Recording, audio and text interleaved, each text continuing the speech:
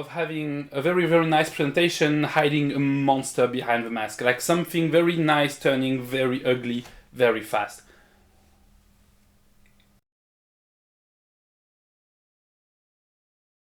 Hello traveler, and welcome back to the Tavern Checkpoint. I am Matt, your host for today, and as you may know, here we make cocktails for our favorite characters from TV shows, from comic books, and from video games, and a lot more.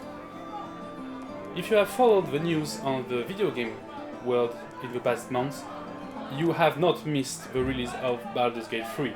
It took over internet, it broke records left and right on Steam, and to be honest, it's an absolutely great game to play. I'm having a blast playing with my friend.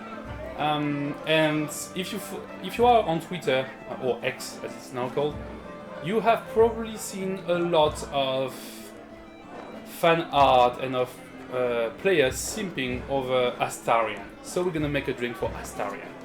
I'm not gonna spoil too much, I'm still myself in Act 1 of the game, so let's try to keep it a mystery for those who haven't played too much the game yet. So Astarion is one of the first characters that you encounter and that you can invite into your team, and very quick spoiler, he's a vampire.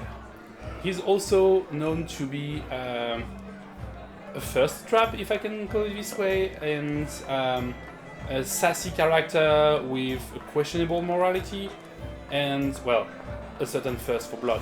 So I know a lot of people are having fun with Astarion, and I want to bring something new to it, so I'm gonna make a cocktail for Astarion.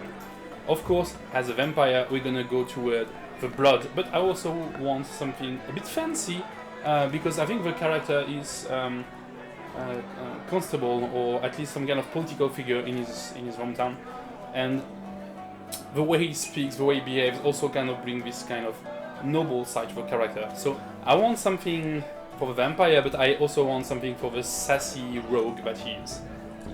So we're gonna start with half an ounce of lime juice. And then I'm gonna add half an ounce of Grenadine Syrup. Grenadine Syrup, we drink that a lot in France, at least when we were kids. It's syrup made with different kinds of berries, so like raspberries and strawberries, and a lot more blend into that. Then I'm gonna add half an ounce of Porto Wine to ground it a little more and to give it a bit more of an adult side to it.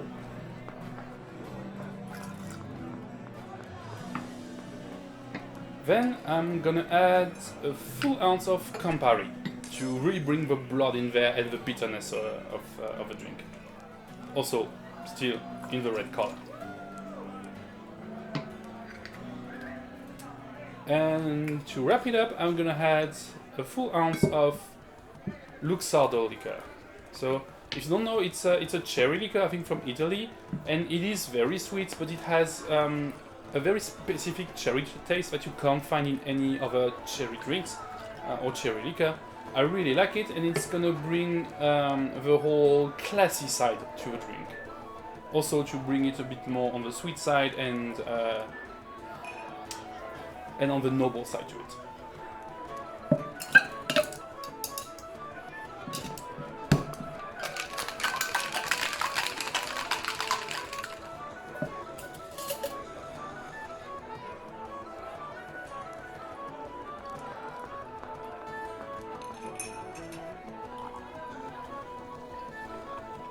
As for decoration, I'm gonna add a few drops of food coloring, as red as I can get, just to make it look like I have blood dripping down my glass. And there we have it. I'm gonna call this one the Vampiric Touch, named after one of the spells in the game, which I think will fit Astarion the Vampire. Alright, so let's try this Vampiric Touch. Well, first of all, the coloring has the perfect color for blood, but really match the whole thing very well. Kind of give a Halloween vibe to it as well. And the color of the drink, especially at the light, is really very much what I was trying to get. It's very bloody. It smells mostly Campari, I would say, with a touch of something else. I think it's the Luxardo, but it's a bit hard to say with everything mixing in. Let's try it.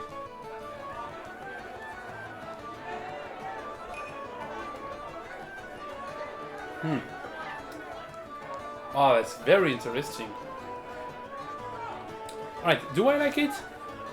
Not necessarily, but it's mostly because the Campari takes over at the end, and it gets very bitter, and I'm not the most fan of bitter drinks, but it really evolves because it really starts with a whole mouthful of sugar and of flavor with the cherry and grenadine, and then the Campari completely takes over.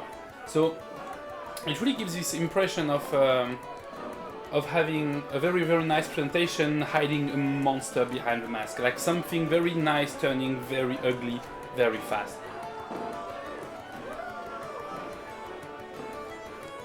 Yeah, Grenadine, Luxardo, and then a lot of Campari.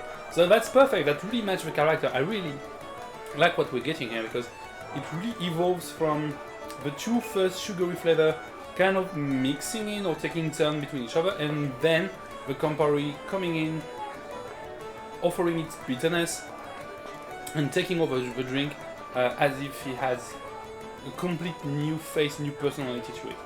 So that's very, very interesting. I really, really like this. I would not drink 10s over drink because, as I mentioned, I'm not the biggest fan of bitter drinks, but if you are, you're gonna love this, that's for sure. Yeah, I'm very happy with it. I'm very happy with it. Alright, so that was the Vampiric Touch for Astarion in Baldur's Gate 3. I hope you liked it. If you do, please stick around because next episode we will stay in Baldur's Gate 3. We will try another companion, and in the meantime, be safe on your journey, travelers.